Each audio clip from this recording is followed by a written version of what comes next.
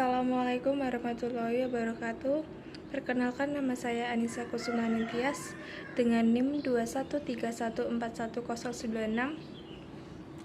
Saya akan menjelaskan tentang khasha Al-Quran. Yang pertama, pengertian khasha Al-Quran.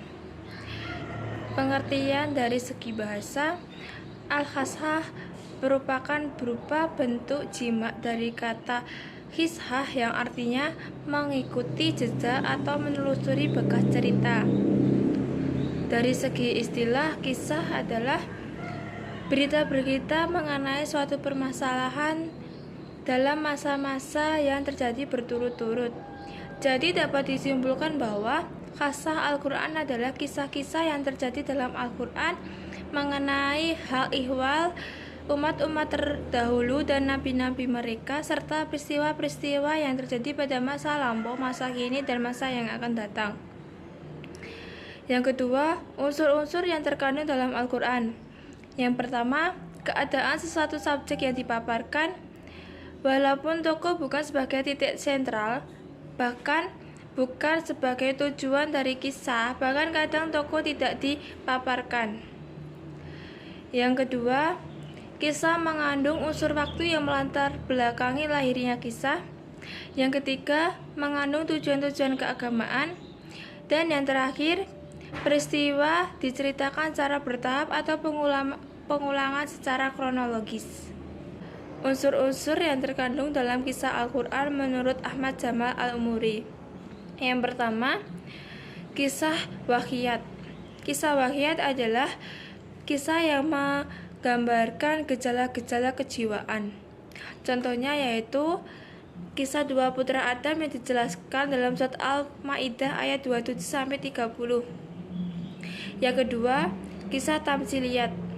Kisah tamsiliyat adalah kisah yang tidak menggambarkan kejadian sebenarnya, akan tetapi mungkin kejadian terjadi pada waktu lain. Contohnya yaitu kisah Asbab Janatain yang kejadian dan peristiwanya terdapat dalam surat Al-Kahfi. Yang ketiga, kisah tarikhiyat. Kisah tarikhiyat adalah kisah yang menggambarkan tentang tempat, peristiwa, dan orang yang terlibat dalam peristiwa. Contohnya yaitu kisah Nabi, kisah para pendatang Nabi, kisah Fir'aun, dan lain sebagainya. Macam-macam khasah Al-Quran diklasifikasikan menjadi dua. Yang pertama dilihat dari segi waktu, dan yang kedua dilihat dari segi materi. Dilihat dari segi waktu dibagi lagi menjadi tiga. Yang pertama, kisah-kisah hal gaib pada masa lampau, yaitu kisah-kisah hal gaib yang tidak dapat ditangkap oleh panca indera serta terjadi di masa lampau. Contohnya kisah Nabi Musa, kisah Nabi Nuh, dan kisah Siti Maryam. Yang kedua, kisah-kisah hal gaib pada masa kini, yaitu kisah-kisah hal gaib yang terjadi pada masa sekarang, mungkin sudah ada sejak dulu dan akan tetap ada pada masa yang akan datang, serta menyingkap rahasia-rahasia orang-orang munafik atau kafir. Contohnya yaitu kisah yang menceritakan tentang Allah Subhanahu wa Ta'ala beserta sifat-sifatnya, kisah yang menceritakan tentang malaikat dan jin, kisah yang menceritakan tentang setan dan siksaan neraka, dan lain sebagainya. Yang ketiga, kisah hal-hal gaib pada masa yang akan datang, yaitu kisah yang menceritakan tentang peristiwa yang belum terjadi pada saat turunnya Al-Quran, dan kemudian peristiwa tersebut akan benar-benar terjadi. Yang kedua, dilihat dari segi materi. Dilihat dari segi materi terbagi lagi menjadi tiga. Yang pertama, kisah para nabi, seperti mukjizat mereka, fase-fase dakwah mereka, penentang mereka, pengikut mereka. Contohnya seperti kisah Nabi Adam, kisah Nabi Muhammad, kisah Nabi Nuh, dan lain sebagainya. Yang kedua, kisah orang yang belum tentu nabi dan kelompok-kelompok manusia tertentu. Contohnya seperti Luqmanul Hakim, Harun, Yahud, dan lain sebagainya. Yang ketiga, kisah tentang peristiwa-peristiwa atau kejadian-kejadian yang terjadi pada masa Rasulullah Shallallahu Alaihi Wasallam. Contohnya perang Badar, perang Uhud, perang Hunain, dan lain sebagainya. Tujuan khasah Al-Quran. Menurut Mana Khalil Al-Khattan, khasah Al-Quran mempunyai beberapa tujuan.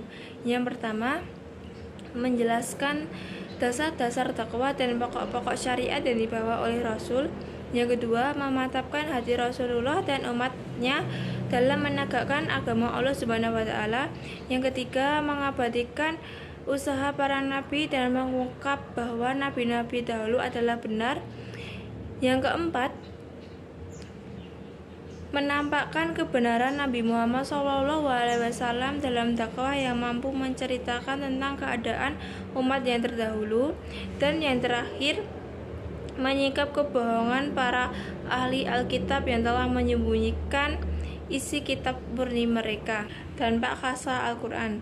Dampak khasah Al-Quran ada beberapa. Yang pertama, kisah dapat mengaktifkan dan membangkitkan kesadaran para pembaca atau pendengar sehingga tanpa adanya cerminan kesantian dan keterlambatan.